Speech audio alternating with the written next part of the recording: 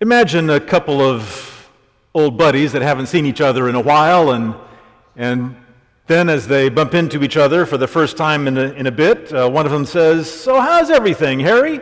"Oh," he says, "it's not good." "Really?" "Well, did I tell you that my brother built an airplane and learned to fly it?" "Oh, that sounds fascinating." "Oh, no, it's not good. Because yesterday he was flying that airplane and the engine quit." "Oh, that's terrible." "No, that was good because he had a parachute." "Oh, that is good." "No, it's bad because the chute didn't open." "Oh, I'm so sorry." "No, it's good. He had a backup chute." "Oh, I feel better." "No, you shouldn't. It didn't open either." "Oh, I feel badly." "No, it's okay. He was headed for this big haystack." "Oh, I'm glad." "No, you shouldn't be. There was this pitchfork." "Oh, I'm sorry." "No, you shouldn't be sorry. He missed the pitchfork." "Oh, good." "No, it's bad. He missed the haystack too." That kind of thing has fueled comedians on the radio, television, all kinds of venues. This interplay between good and bad. Good news, bad news. There's a whole bunch of jokes about I've got good news and bad news, you know, that kind of thing.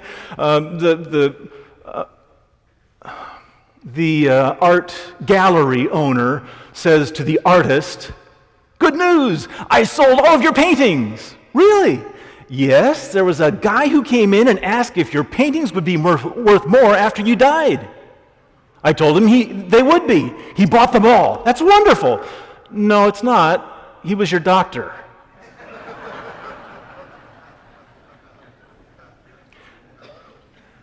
We've heard enough of that to be somewhat cautious. Wouldn't you agree? Because we don't know how to interpret, is it good news or is it bad news? It all depends on your context and what it means and what comes next. The stuff you don't know can change what you think you know. So is it good news or is it bad news? Sometimes it's just plain hard to tell. At least in this earth, it's hard to tell. So even when we hear the good news of a friend's wedding, the birth of a new baby, a job promotion, we're just a little cautious because we've lived long enough to know that not all marriages, not all homes are happy homes, that not all jobs are lasting or rewarding, that not all babies are born healthy.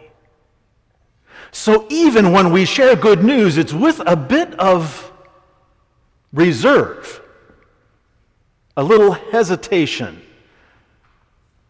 That's what happens when you've lived on this earth.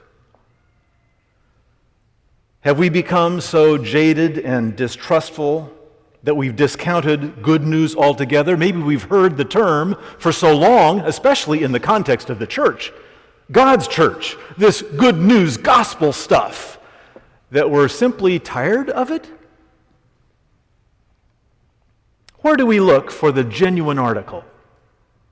A good news that is rock solid, secure, not to be changed by the next phrase, the next revelation, the next phase of our experience.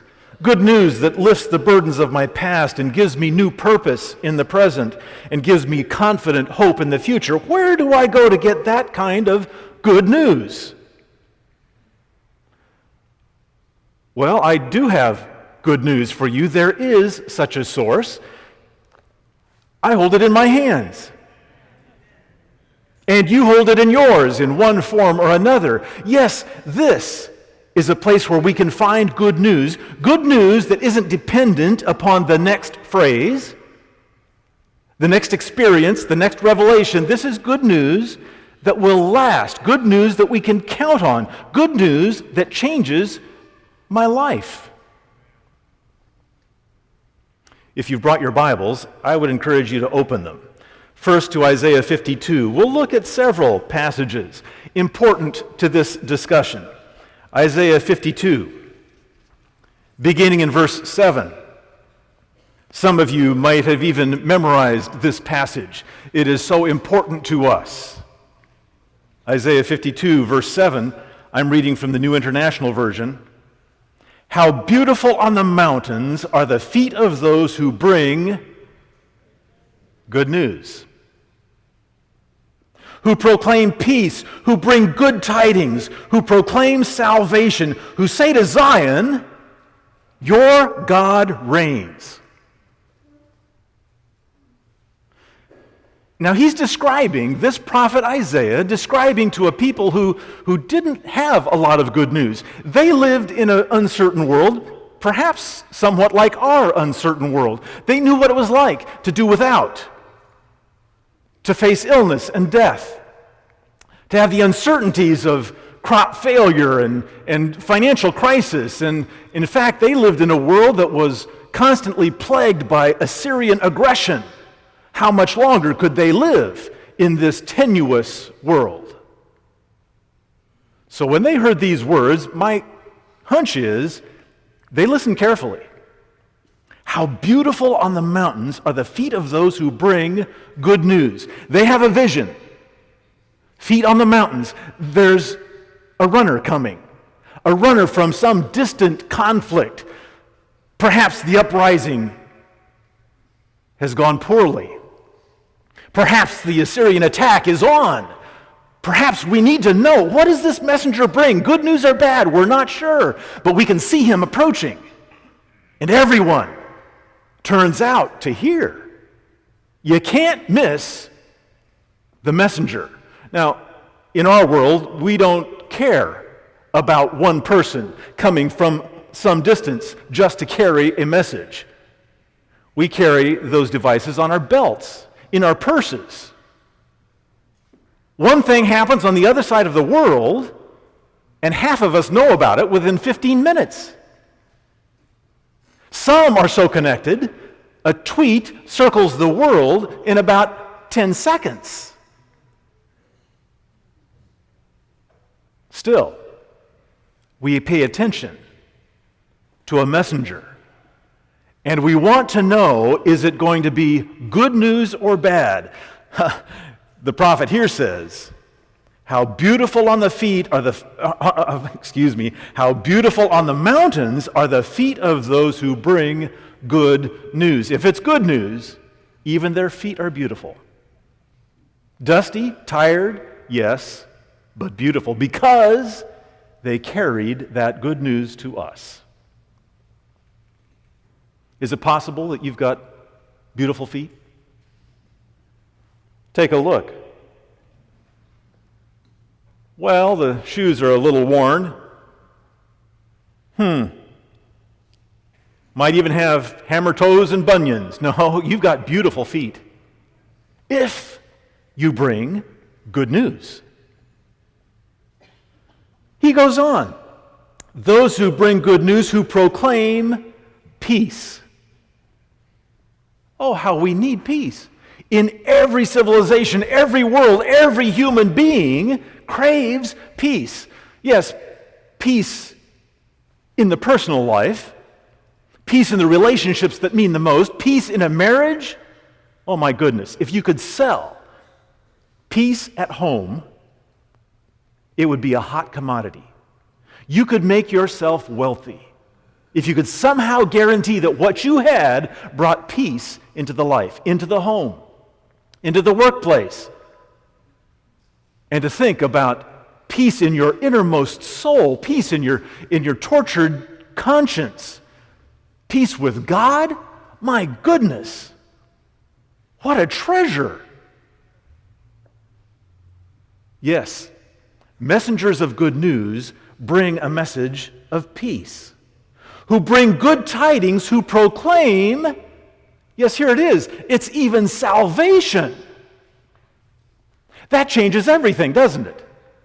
Especially if you're concerned about the political future, if you're concerned about where you're at, if you're concerned about what the future holds, to think that you might actually hear about salvation?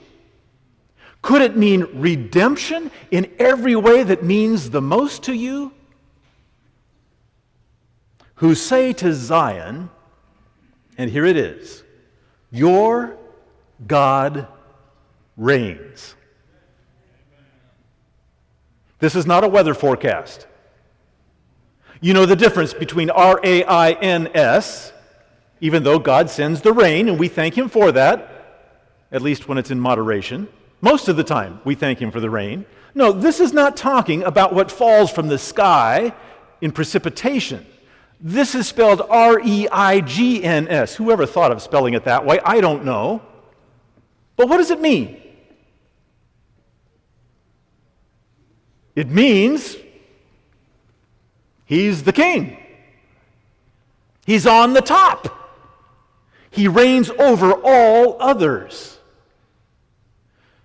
Now, that's not just a casual statement, is it? If our God reigns, He's not an inferior deity who is trumped by some more powerful rival. He's not one among many, a pantheon of gods. Oh yes, you have your God, I'll pray to my God. No, there is one God. And our God reigns. He is the supreme God. He is the only one true God. He's the King of kings and Lord of lords. Our God reigns. That is good news. You were worried. Where is God in my problems? Where is God in my uncertainty? You can be confident. It doesn't matter what the circumstances of your life might look like. Our God reigns. He is sovereign. He's above all. He is all-powerful, all-knowing, all-loving. What a God! That's good news. Our God reigns.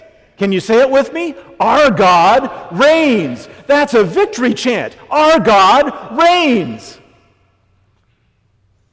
That's the message of Isaiah.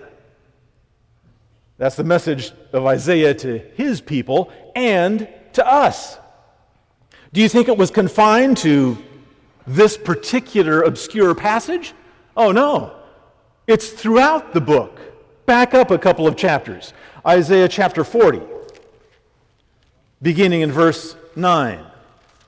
Isaiah 40, a very well-known chapter, primarily for the last few verses that are a powerful promise of this powerful God. But in verse 9, we find these words again. Isaiah 40, verse 9. You who bring good tidings to Zion, go up on a high mountain. You who bring good tidings to Jerusalem, lift up your voice with a shout. That sounds like we've got confidence, doesn't it?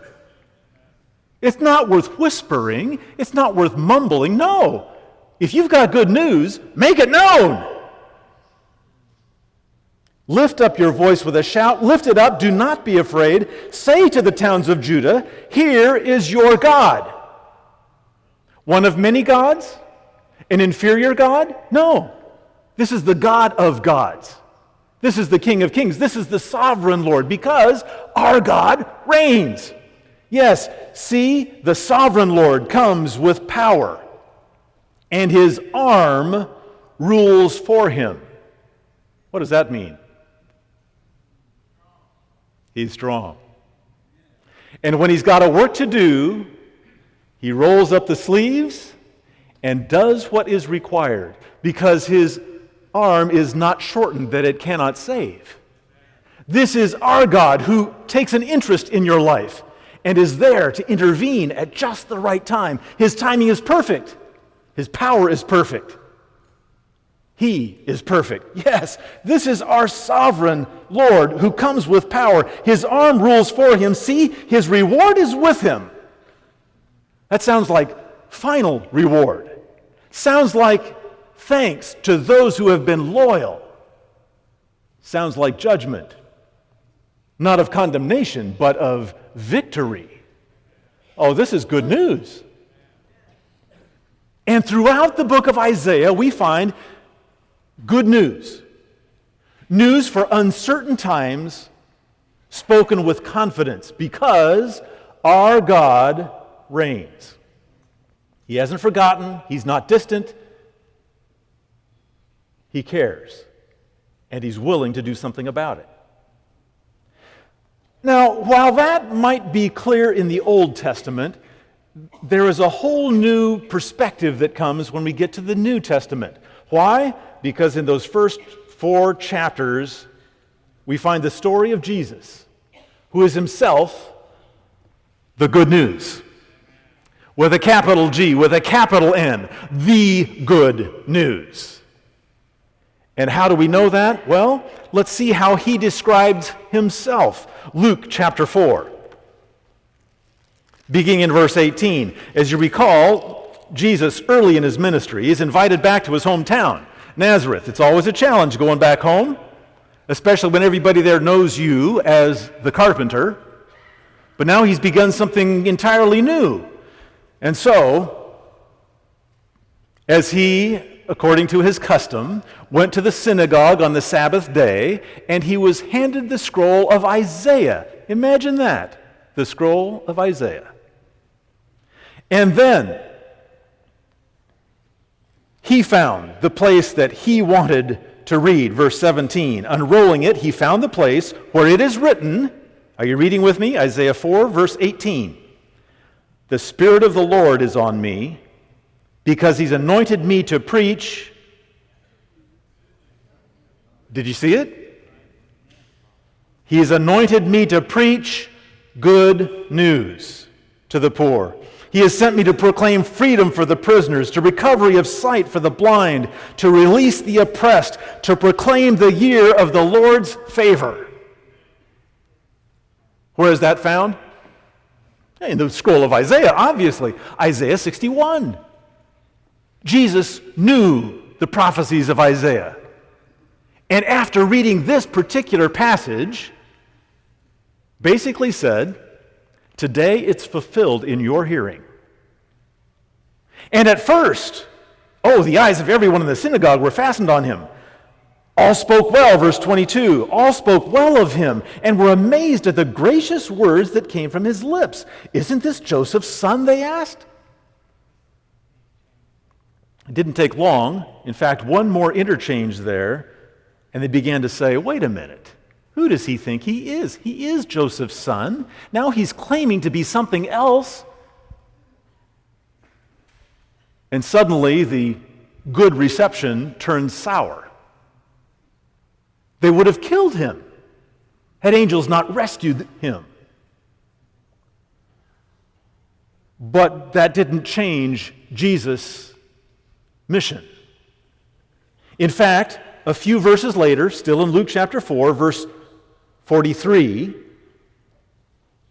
but he said, I must preach the good news of the kingdom of God to the other towns also, because that is why I was sent.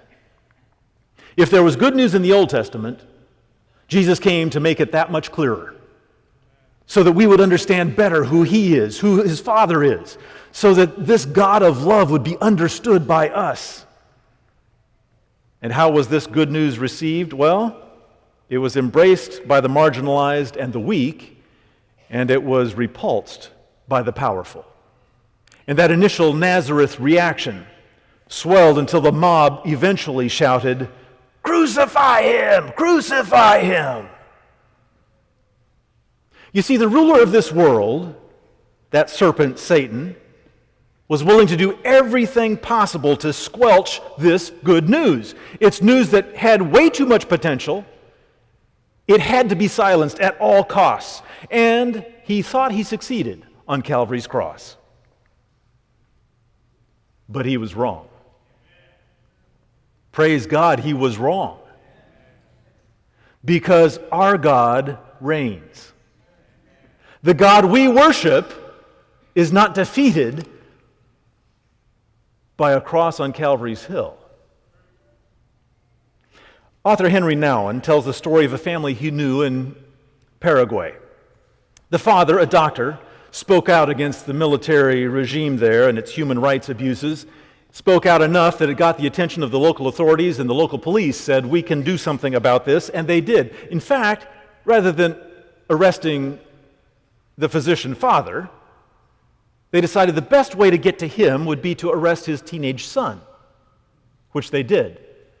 And over the next several days and weeks, they tortured this boy until he died. The enraged townsfolk wanted to turn the boy's funeral into a huge protest march, as you can imagine. But the doctor chose another means of protest. At the funeral, the father displayed the boy's body as he had found it at the jail, naked, scarred from electric shocks and cigarette burns and beatings. All the villagers filed past the corpse, which lay not in a coffin, but on a bloody mattress, just as he found it in jail. It was the strongest possible protest, for it put injustice on grotesque display. Isn't that what God did at Calvary? The cross that held Jesus' body, naked and marked with scars, exposed all the violence and injustice of this world. At once, the cross revealed what kind of world we have and what kind of God we have. A world of gross unfairness and a God of sacrificial love. And a God who wasn't done yet. Because everything changed on Sunday morning. What appeared to be the end of the good news on Friday afternoon only served to provide the platform, the megaphone, the billboard, the tweet that rocked the universe and changed all of history come Sunday morning. Our God reigns. And that's even clearer on this side of the resurrection. That good news now galvanized this fledgling church, at first fearful, but then transformed by the Pentecostal Holy Spirit power. God began to do amazing things in that church. Healings began to follow the apostles. And while they at first spoke out with timidity, very quickly they found their voice. And things changed dramatically. Do you remember Philip? Just one of the deacons. And yet, following the Spirit's instruction, he went down and stood beside the road, and who should come along but the Ethiopian eunuch, who was reading, what was he reading? The book of Isaiah. Do you understand what you're reading? As he's running beside the chariot. How can I, except someone explain it to me? Well, I'll be glad to try. And so in Acts 8:35, we read that starting with that very passage, he explained to him the good news about Jesus. Yes, indeed, the early church, galvanized by the good news of Jesus, who brought not only deliverance from captivity, deliverance from sin, bringing forgiveness and pardon for guilt and shame and peace with God, all of that was there. But now, this side of the resurrection, there's a whole new component. He brings deliverance from death. Because our God reigns. Repeat it with me. Our God reigns. Peter was the next one to pick up the chant. Oh yeah, he had a very disturbing dream on that Joppa rooftop. He didn't understand what it meant until the doorbell rang and he heard the messengers and finally found himself at Cornelius' place. And what he saw and experienced there told him this good news was not to be confined to Jewish hearers only.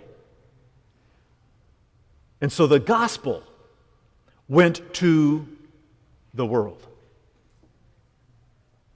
This good news that started out rather focused, rather defined, began to change, rapidly to change. And you notice that that the defining factor of this good news is not just that it makes the recipient feel good, though it does. The purpose is not just to get the good news, to hold on to it, to treasure it, to bask in this good news that changes my past and my present and my future. Oh, don't you love good news? I'll just hang on to it. No, it was meant to be communicated.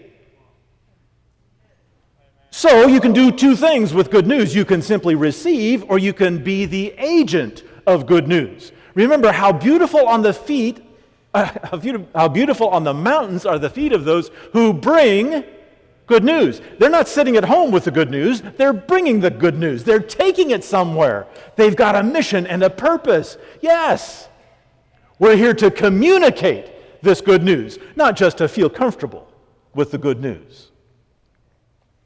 Yes, you and I are birthed by the Holy Spirit into this legacy of the good news experience. And it's a message that we need. Something's happening here, isn't it? I feel it dangling. Oh, that feels much better, if we can keep it there now. Take a look at your camp meeting program. I love that graphic. Good news in a crumpled world. Why do I like that graphic? Because God's Word has always brought good news to a crumpled world. That crumpled wad of newspaper is headed in one direction. The only time I roll up newspaper like that is when I'm ready to toss it at the wastebasket. That's the last good thing it's worth, is one 3-point attempt. Now, sometimes when it's wadded up like that, it's got something inside, something that I don't want, something that's ugly, that's messy, that's past its prime. I only want to get rid of this thing, right? Crumpled, great word, because it describes our world. Yeah, I look at that and I realize it's no longer needed. It's outdated, perhaps. The information is stale, soon to be discarded, much like the world that you and I live in. Which brings even more significance to the good news that we have to share. God is not distant. God is not forgotten. God is not powerless or impotent. He's still on his throne because our God reigns. And the good news that bursts a new experience by faith in Jesus, that liberates us from guilt and shame and despair, this news that reshapes our outlook and our attitudes and renews our marriages and transforms our families, that allows us to face hardship and difficulty and disappointment and tragedy and, yes, even death with new hope, that is good news, rock solid good news, because our God reigns.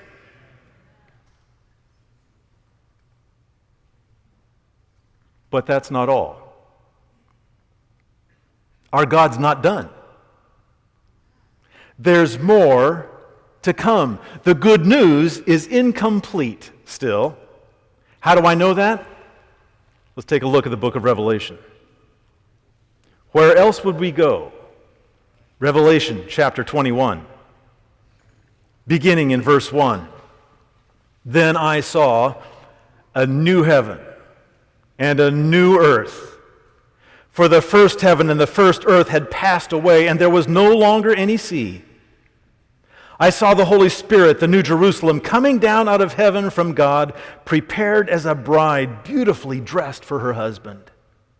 And I heard a loud voice from the throne saying, "Now the dwelling place of God is with men, and he will live with them. They will be his people. God himself will be with them and be their God. He will wipe every tear from their eyes. There will be no more death or mourning or crying or pain, for the old order of things has passed away." He who was seated on the throne said, "I am making everything new." Just think about it for a second. Definition of news: newly received or noteworthy information, especially about recent or important events. Does this qualify? Yes, indeed. New heaven, new earth, new city, new people. And if you want just a little bit more information about what this new world is going to be like, turn the page, chapter 22. At least I turned the page in my Bible. Chapter 22, verse 1. Then the angel showed me the river of the water of life, as clear as crystal, flowing from the throne of God and of the Lamb down the middle of the great street of the city. On each side of the river stood the tree of life, bearing 12 crops of fruit, yielding its fruit every month. And the leaves of the tree are for the healing of the nations. No longer will there be any curse. Reference to what curse? Sin, death, all that it brings with it. No longer will there be any curse. The throne of God and of the Lamb will be in the city. His servants will serve him. They will see his face. His name will be on their foreheads. There will be no more night. They will not need the light of a lamp or the light of the sun, for the Lord God will give them light, and they will reign forever and ever. Yes, until now, our God has reigned supreme. But now notice, it says they, his servants, those who serve him day and night, they will reign with him. He invites us to join him, not only in his place, but on his throne. Oh, what kind of God is this? Our God reigns. And what does he mean by there will be no more night? Don't we need some way of demarking time? I mean, that's how we know one day from the next. That's how we measure our days and our weeks and our months and our years. Don't we need some concept of time? Why? Finally, liberated from this thing called time. Oh, that's good news, isn't it? No more night. Not just because we don't need to mark off our days, but no more night because a lot of things happen in the night. Not good things happen in the night. Have you noticed? I wander around my house sometimes at night and I stub my toe. I crack my shins. This is not a good thing. Night is when I'm confused. It's when I'm fearful. Night is when bad things happen. Crime happens at night. Doesn't matter whether you're a Christian, doesn't matter your society around the world, crime happens at night. Why? Because you don't want to be seen. You don't want to be discovered. You somehow feel just a little guilty. No more night. Darkness is often described as the habitation of evil, but also just doubt. The darkness of doubt, discouragement, and is a part of the imagery that we often use to refer to death itself. The sleep of death. Yes, it's temporary, but it still usually takes place at night. There will be no more night. That is good news, is it not? Life-changing good news. I'm ready for a time like that. Now, I've never been taken hostage in a kidnapping. I've never had anything dramatic happen to me, but once when I was a kid, I got locked in the trunk. I'll never forget that experience. Oh, it started out good. See, I was just a kid, and many times I would beg my dad to let me climb in the trunk. You got to put this in context. This is back in 1961, all right? We didn't have car seats and rules about kids and where they could ride. We didn't even have seat belts in cars. Safety? Stay in the car. It's in the car, Dad, let me ride in the trunk. Why did I like riding in the trunk? Because back there it was dark, it was secretive. I didn't know where he was taking me, and that was part of the game. He would drive around the neighborhood, try and disorient me. He'd back up, he'd go across somebody's lawn. I don't know what he was doing. He was just doing weird stuff, and I just loved it. And then he'd pop the trunk, and where was I? I couldn't. Oh, now I recognize. And many times I was back in my own driveway. I just didn't realize it. So, this particular afternoon, It was a big event at Thunderbird Academy. I was just a kid. I was in the elementary school. My parents were sponsors of the junior class. It was their responsibility to welcome the senior class back from college days. They had planned this big celebration. I'd help blow up balloons and decorate tables and all that kind of stuff. I was just a kid, but I was helping out as best I could. And then when the word went out, they're coming, everybody headed for the cars. They were going to drive downtown, meet the bus, and honk their horns and escort them back in triumphal procession to Thunderbird Academy. It was going to be great. So my buddy and I, Greg, run with everybody else to the parking lot. We're crowding to get into the car, and wouldn't you know it, there's all these big Academy kids that got in our car ahead of us. My dad was somewhere else. I don't know where Dad was. Mom was going to drive, but I didn't want to be left behind. Mom, I got an idea. Let us in the trunk. Quick. Greg and I can get in the trunk. It'll be fine. She didn't want to do it. We prevailed. Finally, okay, mothers love you so much. Yes, this is great. Come on, gang. We jump in the trunk, slam the trunk, away we go. And yes, we could tell we're turning out on Scottsdale Road, turn left. Yes, we know exactly where we are. Oh, I know where that is. Yeah. We get down there a ways, 10 or 15 minutes. I'm elbowing Greg. Isn't this a good idea? Yeah, this is a great idea. All of a sudden, we hear the honking of horns. First a bus horn and then lots of car horns, and we can hear all the people inside banging on the roof of the car and screaming and shouting, and oh boy, they're here, yes. We could feel the car turning around, gravel back on the road. Oh, this is so good, we love this. We turn in off Scottsdale Road, we get to the gravel parking lot, we stop, everybody gets out, and we're waiting for the trunk to open. Hey, we're in here. We waited too long for that little, hey, we're in here. Everybody was gone.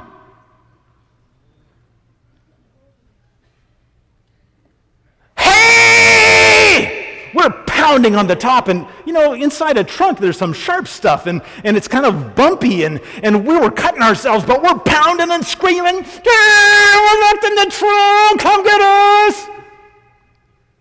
Shh, listen. Nothing. Remember, this is Arizona in the late spring. It's getting warm in the trunk. I was just in 5th grade, but I knew that there were dangers being locked in the trunk. I wasn't sure how much oxygen we were using, but I knew we were using a lot. When would we run out of oxygen? Should we stop yelling? Should we keep yelling? I didn't know what to do. We waited. We talked very little. We listened. We perspired. We began to wilt, locked in the trunk. And then we heard footsteps. Slow footsteps. No one coming directly to do anything important like open the trunk. Just somebody. But that's okay. They're getting close. Let's wait. Okay. Now. All of a sudden the footsteps stop. We're screaming. We're yelling. They come running over. Whoa, what's going on here? We're locked in the trunk. Go get Mrs. Wright. In a few minutes, Mrs. Wright shows up with the keys. It took her a long time to get the right key in the lock. But I can tell you, I'll never forget when that trunk lid opened. That first breath of fresh air will stay in my memory forever. Oh, the blinding light, yeah, that was good. The hugs, the apologies, it was our fault, I realize that. Poor Mom had a lot on her mind, everything worked out just fine. But was I glad to get out of the trunk? And I've never gotten in a trunk again. I know they now have those little emergency handles. I'm not getting in a trunk. I've been there. I don't need to go back. Do you ever feel like your life is somehow confined in a place that you'd rather not be. You don't know exactly what the future holds, but you know that your time is limited, that it's running out, that your resources are being expended. Do you find yourself haunted by worry, difficulty, disappointment? Oh my. I'm convinced the more crumpled your world, the more you'll look forward to the next one. And if you feel worried and overwhelmed and in the dark at times, I have good news for you. Good news, really good news. I want you to think of that first breath of heaven, the glorious light of Jesus' face, deliverance, redemption, salvation, in all the ways that matter. One day soon, there will be no more night.